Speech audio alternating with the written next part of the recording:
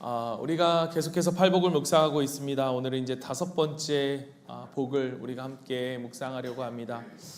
이 팔복을 가만히 보면 이 팔복은 사실 예수님을 가리킵니다. 이 예수님의 성품, 예수님의 모든 행하심이 이 땅 가운데 드러날 때에 그분의 인격과 그분의 성품과 그분의 일하심이 바로 드러나는 것이 바로 팔복이죠.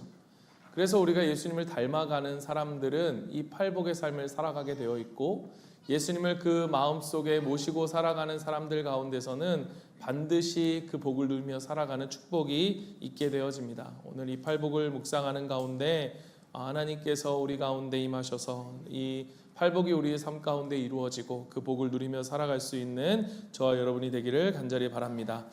오늘 5번째 말씀은 긍휼히 여기는 자는 복이 있나니 저희가 긍휼히 여김을 받을 것이며, 우리가 지난 시간까지는 의에 줄이고 목마른 자에 대해서 그 목마른 자가 누리는 그 하나님께서 배부르게 해주시는 그 복을 함께 우리가 묵상했습니다. 이 의에 줄이고 목마른 자, 1차적으로 그들은 어떤 것에 목마릅니까? 하나님과의 관계 속에서 목마른 자들이죠. 하나님을 너무너무나 만나고 싶어하고 하나님을 너무너무나 누리고 싶은 그러한 마음이 있어서 늘 항상 이 마음속에 하나님을 향한 줄이고 갈망하는 마음이 있는 거예요. 그 하나님을 향한 줄임과 갈망의 마음을 갖는 사람들은 그러나 거기서 그치지 않습니다. 이렇게 하나님을 향한 목마름이 아직도 이 하나님을 알지 못하고 이 세상을 하나님의 사랑을 경험한 적이 없는 그러한 사람들, 그러한 영혼들, 그러한 가족들을 향해서 어떠한 갈망과 그런 아픔을 느끼게 되는 거죠. 또한 그것을 한 걸음 더 나아가 이 세상을 보면서도 하나님의 공의와 정의가 사라져 있는, 하나님의 의가 이 땅에 온전히 펼쳐지지 않는 그러한 세상을 보면서도 이 타는 목마름을 느끼게 되는 것입니다. 그러니까 이 세상을 바라보면서 탄식할 수밖에 없고 하나님을 향해 이 줄이고 목마름으로 나아갈 수밖에 없다는 것이죠. 그래서 이 세상을 하나님의 의로 변화시키기 위하여 애쓰고 그리고 이 노력하는 삶을 그 복받은 자들, 하나님을 향하여서 의에 줄이고 목마른 자들이 그렇게 살아갈 수밖에 없는 것입니다. 그렇게 살아가는 삶에서 한 가지 우리가 빠질 수 있는 한 가지 우리가 그러한 오류, 그러한 어떤 문제가 있다면, 여러분 가끔 우리가 이제 영화를 보면 이 형사와 범죄자들 이렇게 구성되어지는 영화들을 보게 되어집니다. 그런데 분명히 형사인데 범죄자와 비슷한 형사들이 등장하는 거예요. 이 범죄자를 매일 만나고 이 범죄자들을 잡고 싸우기 위해서 끊임없이 범죄자들을 만나다 보니까 점점 그 성격이나 그런 모습들이 범죄자처럼 변해져 버린 것입니다. 마치 이와 같이 의를 위하여 세상과 싸우는 자가 어느 순간 그 싸움의 대상들과 비슷해져 갈 수 있다는 거죠. 그래서 세상의 악과 점점 닮아가는 그러한 일들이 일어날 수 있다는 것입니다.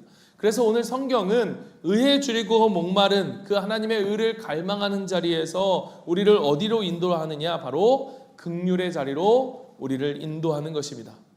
그러니까 하나님의 의에 대한 갈망과 열심이 사랑 없는 정의로 변질될 때에 그것은 사람을 살리는 일이 아니라 오히려 사람을 짓밟는 자리가 될 수 있기 때문입니다.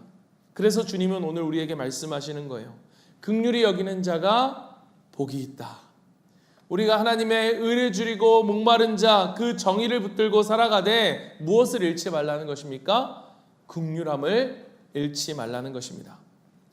그렇다면 여러분, 긍휼함이란 과연 무엇일까? 긍휼이란 무엇일까? 여러분, 이 긍휼하다는 말은 헬라어로 엘리오스라고 하는 말입니다. 이 단어는 히브리어로 우리가 잘 아는 헤세드라고 하는 단어에서 헬라어로 번역된 단어입니다.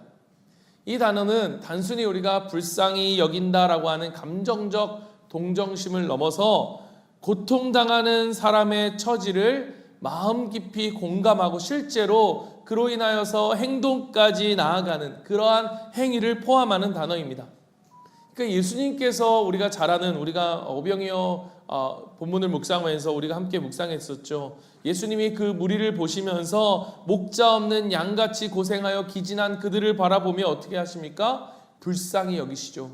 그들을 불쌍히 여김이 그냥 불쌍한 애가 아니라 그것을 통해서 예수님은 어떻게 하시죠? 오병이어 기적을 베푸시고 그 기적을 통해 생명의 떡이신 예수님을 그들 가운데 나타내 주시죠. 여기서 이 모든 오병이어의 기적과 이 사건을 가능하게 했던 이것은 무엇이냐? 바로 불쌍히 여기셨다라는 거예요. 이 불쌍히 여기셨다라는 말은 우리가 잘 몇 번이나 설명했던 것처럼 창자가 끊어질 듯이 아프다라는 의미입니다. 여러분, 당시의 사람들은 그들의 창자에 그들의 영혼이 있다고 생각을 했습니다. 그래서 이 창자가 끊어진다는 것은 바로 그들의 영혼이, 그들의 심장이 찌르는 것처럼 그렇게 그들을 불쌍히 여기셨다라는 거예요. 이것이 바로 하나님의 긍휼입니다.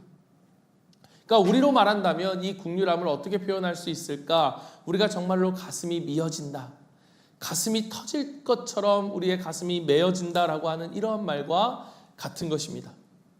여러분, 우리가 이 세상을 살아가는 것, 아직 완성되지 않은 하나님의 나라를 살아가면서 하나님의 백성이 하나님의 뜻을 위해 살아가야 하는데, 그렇게 살아가라고 하는 그 삶이 얼마나 힘들고 어려울지를 주님은 아시죠. 그들이 가난할 것이고 그들이 애통할 것이고 그들이 의에 줄이고 목마른 삶을 살아갑니다. 그래서 그러한 우리를 향해 예수님은 우리를 긍휼히 여기신 거예요. 그 긍휼히 여기셨다, 우리를 향해 무조건적인 사랑으로 우리를 바라보신 것입니다. 그리고 오늘 우리를 향해서 긍휼히 여기는 자 그가 복되다라고 말씀하시면서 우리로 하여금 긍휼히 여기는 자가 되라라고 말씀하시는 이유가 바로 거기에 있는 것입니다.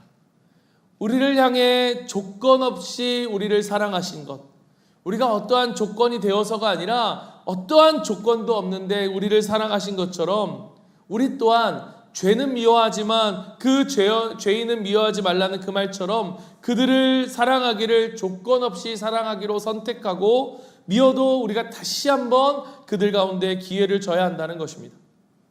바로 그 우리를 긍휼히 여기심과 우리로 하여금 긍휼히 여겨야 함을 이야기하는 가장 대표적인 본문, 예수님의 말씀이 바로 마태복음 18장입니다. 우리가 잘 아는 말씀이죠. 여러분, 예수님께서 이 긍휼을 설명하기 위해서 이 마태복음 18장에 1만 달란트 빚진 종의 비유를 말씀하십니다. 그러니까 어떠한 종이 왕에게 엄청난 빚을 집니다. 1만 달란트다라고 하면 어느 정도냐? 여러분, 우리가 당시에 이 평범한 어떠한 노동자들이, 전문직 노동자들이 일당을 받는다 했을 때 그것을 1데나리온이라고 이야기합니다. 그런데 이 1데나리온이 600데나리온이 1달란트인 거예요.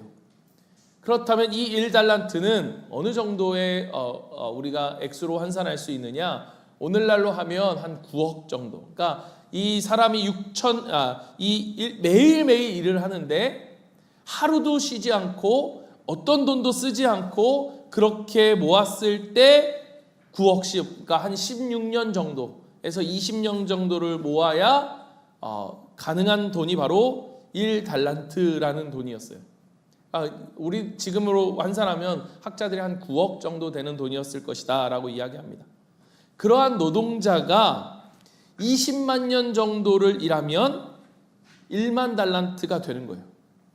그러니까 1만 달란트 하면 오늘날로 돈으로 환산을 하면 한 9조 원 정도에 해당한다, 이렇게 이야기를 하더라고요. 여러분, 참 신기하죠. 어떻게 이 9조 원의 빚을 졌는지는 저는 잘 모릅니다. 그러나 어쨌든 중요한 것은 이 빚을 갚을 수 있느냐? 절대로 갚을 수 없는 빚이죠. 여러분, 왕이 그걸 몰랐을까요? 왕도 그것을 알고 있었습니다.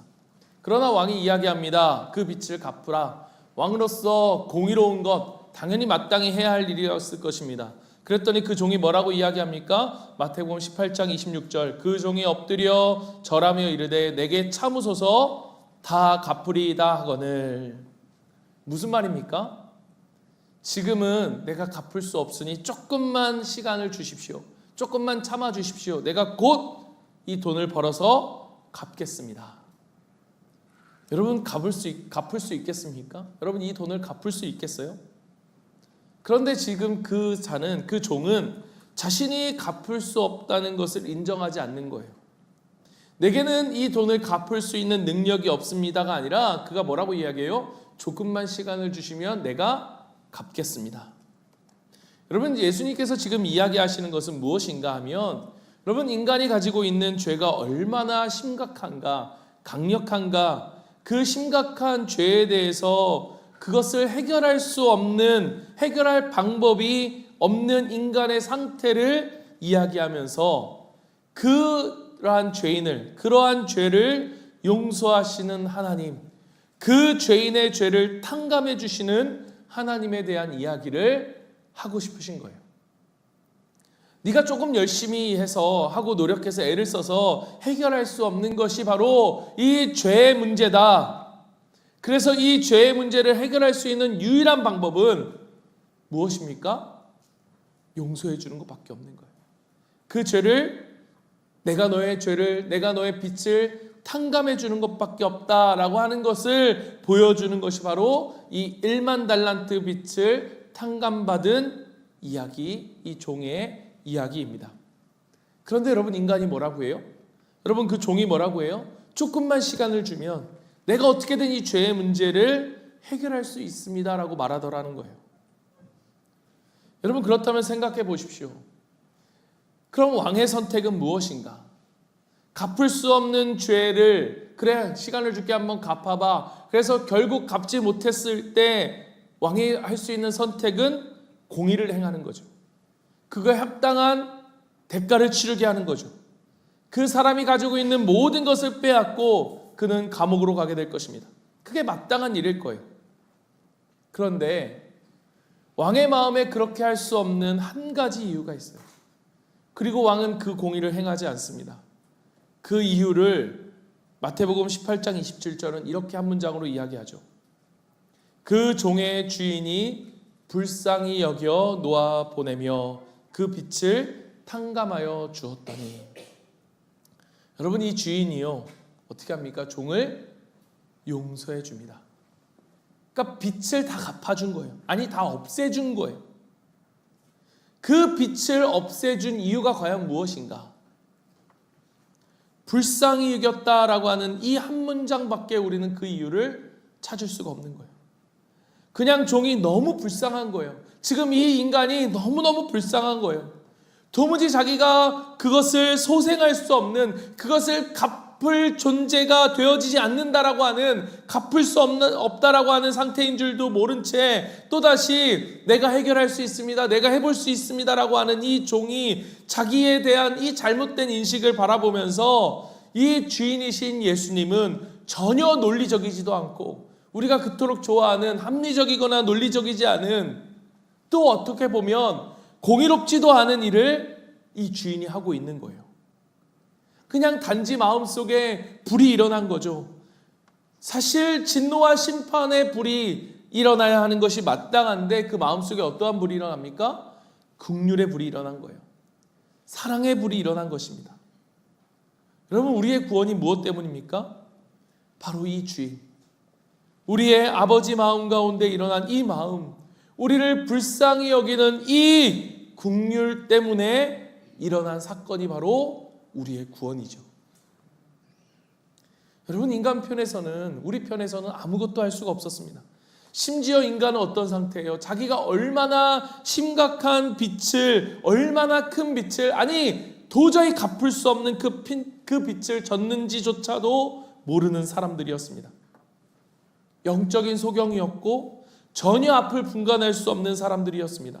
그래서 세상을 심판하러 오신 하나님 앞에서 내가 조금만 내게 시간을 주면, 내게 기회를 주면 내가 이 문제 해결할 수 있습니다라고 말하고 있더라는 거예요. 전혀 자신의 상태를 파악하지 못하는 것이 바로 인간의 상태. 아니, 그 죄를 깨닫지도 못하고 인정하지도 않는 것이 바로 우리의 상태였다라는 것입니다. 그런데 이러한 인간을 향해 슬픈 눈으로 바라보시며 그들을 불쌍히 여기셨어요. 도무지 사랑할 수 없고 도무지 사랑스럽지 않은 그러한 인간인데 사랑이 가득한 헤세드의 눈으로, 엘리오스의 눈으로 바라보셨습니다. 이것이 바로 여러분, 하나님께서 우리를 바라보셨던 그 눈, 긍휼의 눈, 우리를 불쌍히 여기시는 아버지의 눈이었어요. 주인은 그 종을 용서하기로 결단합니다. 그 손해는 온전히 자기가 지죠. 그 모든 손해를 짊어지기를 선택하셨습니다. 오히려 당신의 아들을 죽임으로 십자가에서 엄청난 손해를 당하시죠. 인간 편에서 보면 우리에게는 구원이라는 사건이 일어난 거예요. 여러분 한번 생각해 보십시오. 이 놀라운 용서를 받았기에 여러분 우리가 한 1억만 빚을 졌는데 누군가 그 1억의 빚을 없다 해주면 여러분 우리의 마음이 어떻겠습니까? 너무너무 기쁘겠죠. 너무너무 홀가분하겠죠.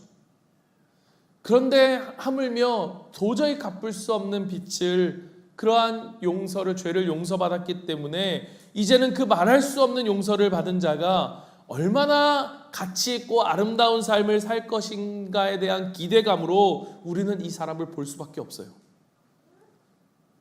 그렇잖아요.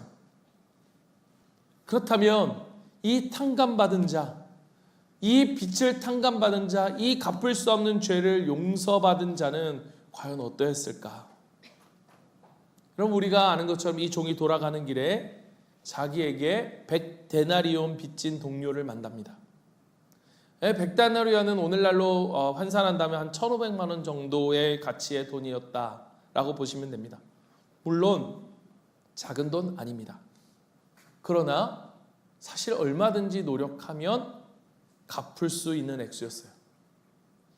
이 종은 자기에게 100데나리온의 빚을 진 1,500만 원의 빚을 진 동료의 몫을 부여잡고 빚을 갚아라, 당장 갚아라 라고 이야기합니다.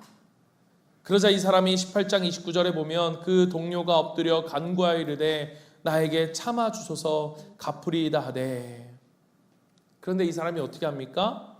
그 사람을 감옥에 쳐넣습니다.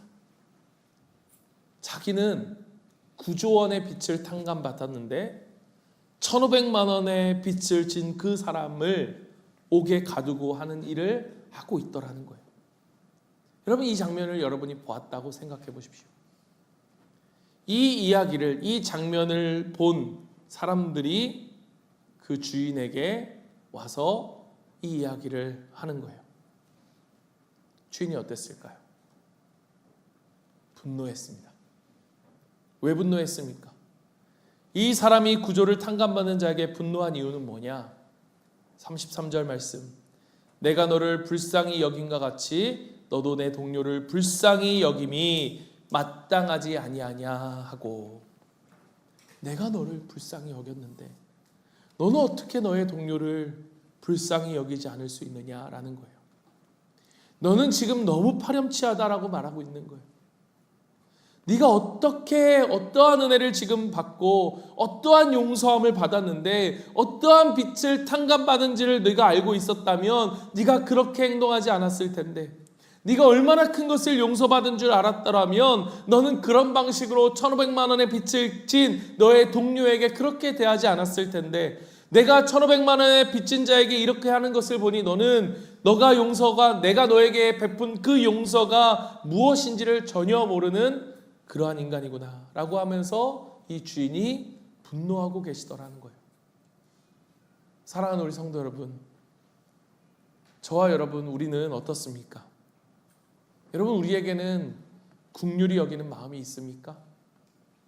정말로 하나님의 그 큰 사랑과 그 은혜를, 우리가 말할 수 없는 은혜를 깨닫고 체험했기 때문에, 그것을 우리의 삶에서 누리고 있기 때문에 나라고 하는 사람은 이제는 다른 사람들을 바라보며 긍휼히 여기는 사람이 되어야 하는데, 정말로 그들을 불쌍히 여기는 사람이 되어야 하는데, 죄는 너무너무 믿지만 그 죄를 짓는 인간은 불쌍한 인간이다라고 생각해야 되는데, 주님께 받은 그 용서를 생각하면서, 주님께 받은 사랑을 생각하면서 또 누군가를 용서하기로, 누군가를 사랑하기로 선택하며 살아가야 하는데, 여러분 그 마음이 우리에게 있느냐라고 하는 것이에요. 여러분 성경에 보면 하나님이 진노하실 때가 있습니다. 하나님이 분노하실 때가 있어요. 그리고 어떨 때는 정말로 칼같이 끊으실 때가 있어요. 그런가 하면 또 어떨 때는 한없이 용서하실 때가 있습니다. 한없이 받아주실 때가 있어요. 여러분, 이 모든 것의 일하심, 이 모든 하나님의 일하심, 그런데 여러분, 이러한 일하심과 이러한 계획과 그 모든 것의 가장 밑바탕에 그것이 어떤 형태로 어떤 모습으로 나타나든 무엇이든 항상 하나님의 마음 가장 밑바탕에 있는 것이 무엇이냐? 바로 우리를 향한 긍휼이라는 거예요. 사랑하는 성도 여러분, 우리 주님께서 정말로 우리에게 원하시는 마음은 무엇일까요? 정말로 하나님께서 우리에게 원하시는 그 모습, 그 마음은 무엇일까요? 하나님의 마음 바탕인 그 긍휼, 바탕 마음인 그 긍휼, 네가 정말로 그 놀라운 은혜를 받아가지고 살아났다면, 네가 정말로 그 은혜를 받은 줄 알았다면 그 놀라운 은혜에 대한 반응으로 너도 다른 이들을 불쌍히 여기고 그들에게 용서를 베풀고 정말로 조건 없는 사랑으로 그들을 사랑해야 할 텐데 그 사랑이 너희에게 있느냐? 오늘 우리에게 묻고 계신 것입니다. 사랑하는 성도 여러분, 다른 사람을 긍휼히 여기는 삶은 결코 쉽지는 않습니다.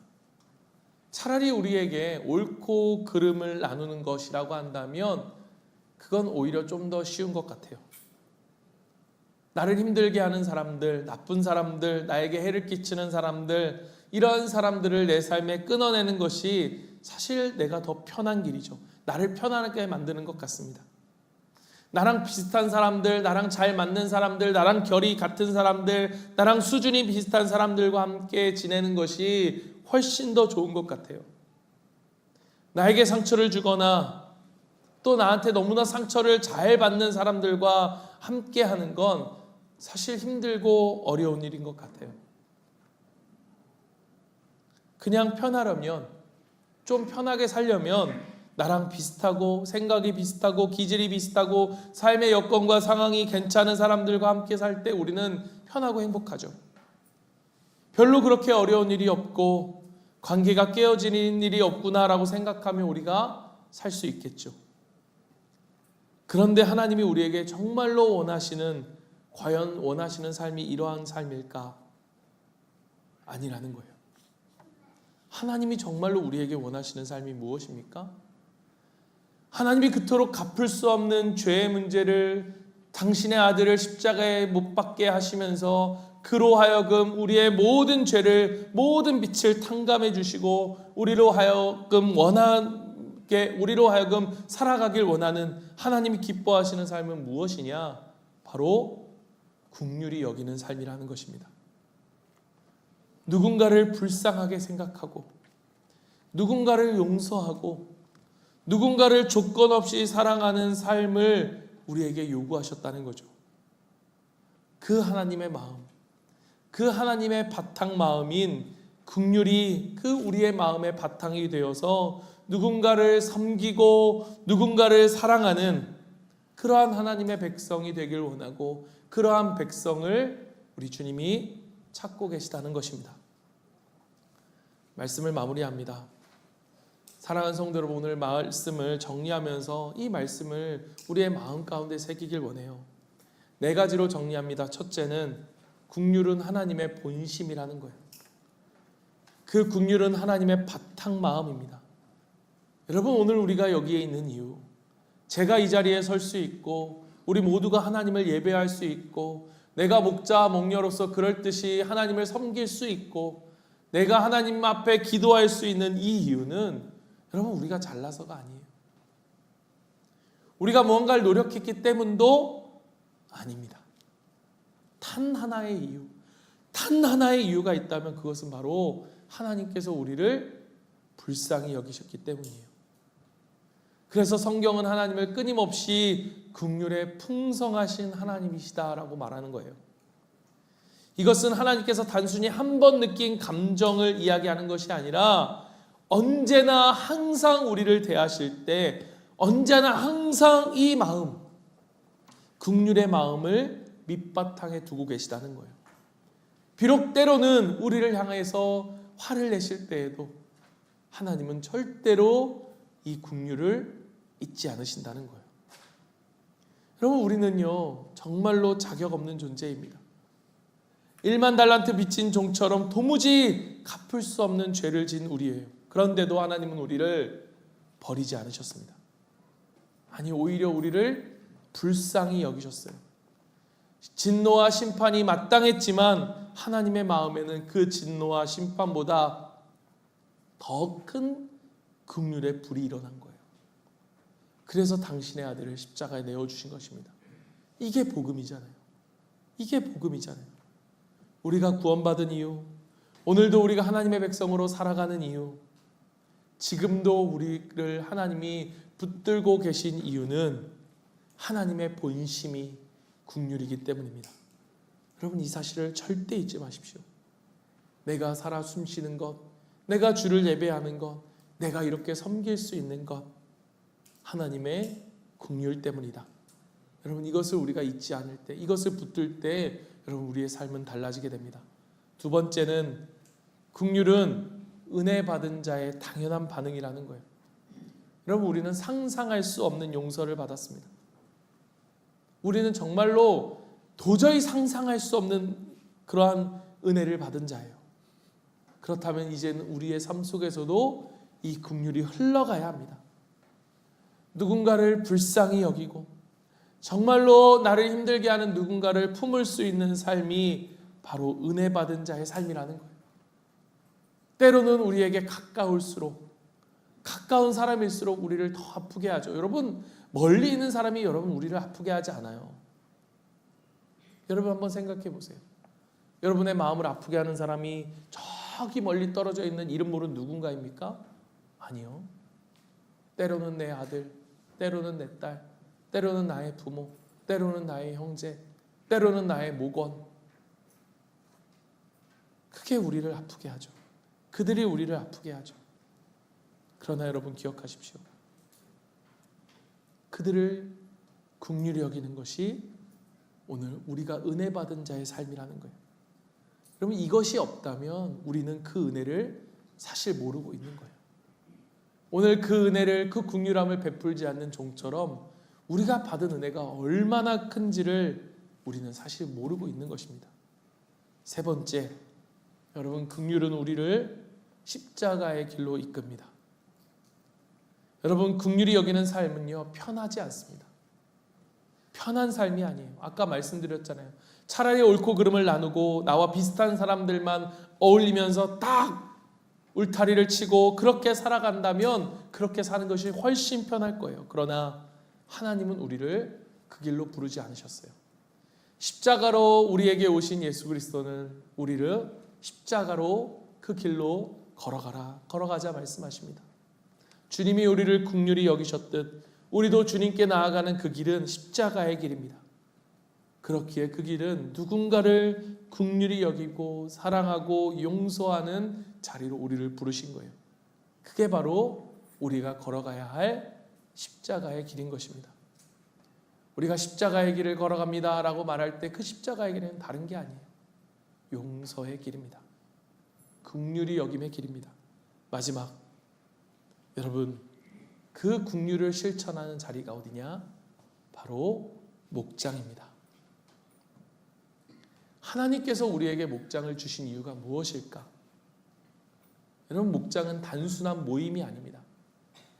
그냥 좋은 사람들끼리 좋은 비슷한 관심사를 가지고 모여서 좋은 시간을 보낸다면 여러분, 그건 세상의 동호회와 다르지 않을 거예요.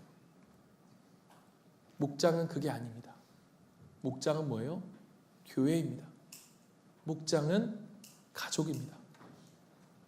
그 가족과 교회를 주님께서 십자가를 지시면서까지 예수님을 머리로 우리를 한 몸으로 만드신 이유는 바로 그곳에서 긍휼을 배우고 실천하라 우리에게 주신 이유인 거예요. 서로 다른 사람들이 모입니다. 기질도 다르고 생각도 다르고 수준도 다릅니다. 그래서 때로는 불편하고 때로는 부딪히기도 합니다. 그러나 여러분, 바로 그 자리에서 우리는 긍휼을 배워요. 끝까지 품고 끝까지 용서하고 끝까지 사랑하는 훈련의 자리, 여러분, 그게 목장이에요. 목장은 나와 어울리는 사람들끼리 모여 있는 자리가 아니라 긍휼은 하나님의 나를 향한 긍휼하심을 깨닫고 실천하는 자리라는 사실을 여러분 반드시 기억하십시오. 사랑하는 성도 여러분, 오늘 우리는 긍휼히 여기는 자는 복이 있나니라는 말씀을 나누었습니다. 다음 주에는 우리가 주님께서 주시는 약속, 그들이 긍휼히 여김을 받을 것이다라고 하는, 우리에게 명령하셨다면 그것은 하나님을 위한 것이 아니라 누굴 위한 거예요? 우리를 위한 거잖아요. 우리에게 이 주신 복이 오늘날 우리가 살아가는 이 삶에서의 현재적 의미와 또 어떠한 미래적 의미를 가지고 있는지를 우리가 함께 살펴볼 것입니다.